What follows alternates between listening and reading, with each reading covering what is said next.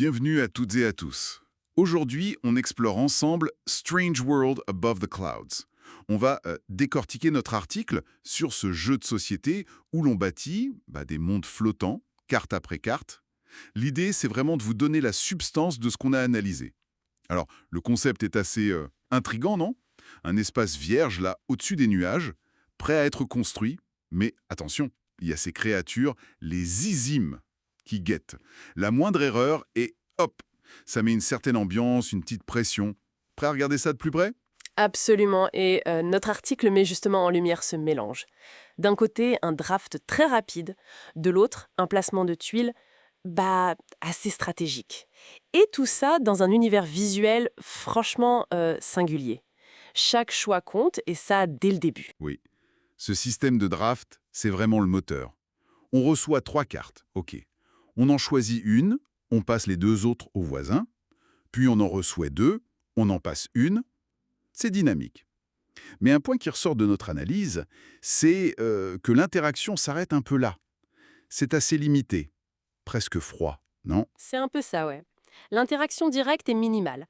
Chacun construit son monde, son carré de 4 par 4. Donc on est assez seul dans son coin, quoi. Voilà. L'essentiel de la stratégie, c'est sur son propre terrain. Mais alors, les choix sont constants et parfois difficiles. Par exemple, poser 2 demi-portails côte à côte. Ah oui, Ça crée un portail complet. C'est bien, ça attire un voyageur, et les voyageurs, ça rapporte des points à la fin. ah mais attends, il y a un truc, non? Notre article mentionnait que ces voyageurs, une fois qu'ils sont là, Mhm. ils bloquent l'endroit. On peut plus construire à côté. Exactement, c'est le dilemme. Point contre flexibilité. Autre exemple, Hmm, le volcan.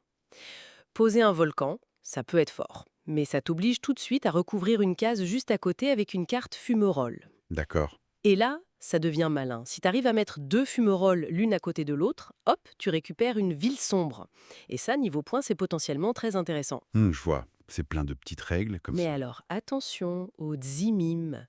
C'est vraiment le point de vigilance de notre analyse. Ils attendent la moindre erreur de placement. Tu mets une carte haut à côté d'une autre haut, Mhm.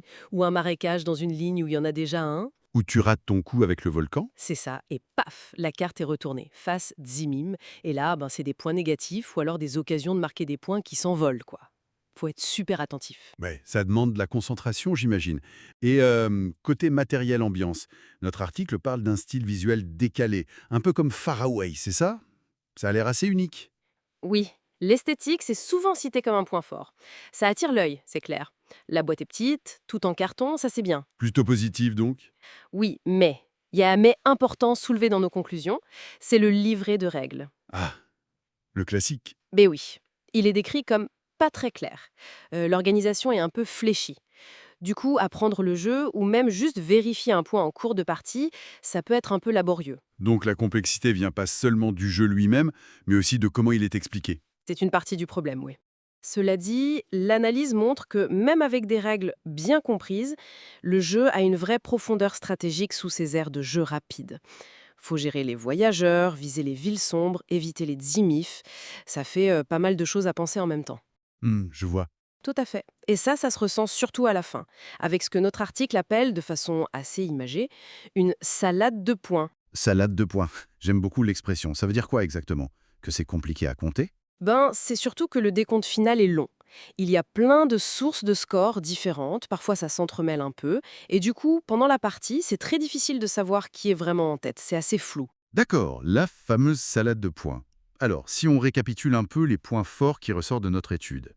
L'univers visuel original, la durée des parties assez courte, qui donne envie d'en faire une, Et l'attention constante liée au placement, oui, faut bien réfléchir à chaque carte. et pour les aspects un peu moins convaincants, on a donc ce livret de règles à améliorer. Le décompte final qui peut être un peu lourd, fastidieux pour certains, et puis cette interaction directe qui est, assez limitée en dehors du draft initial. Donc en résumé, Strange World Above the Clouds, d'après notre article, c'est un peu comment dire, un sandwich gourmet ludique.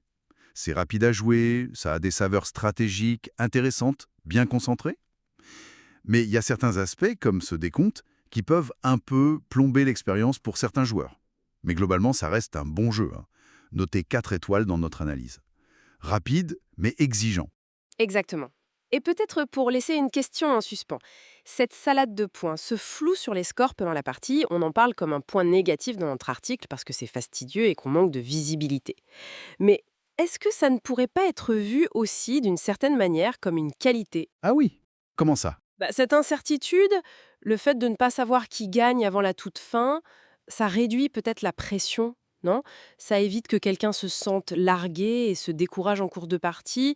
Chacun reste à fond sur l'optimisation de son propre petit monde jusqu'au bout, plutôt que de passer son temps à regarder le score des autres. Qu'est-ce que t'en penses, Sam? C'est une piste de réflexion, non?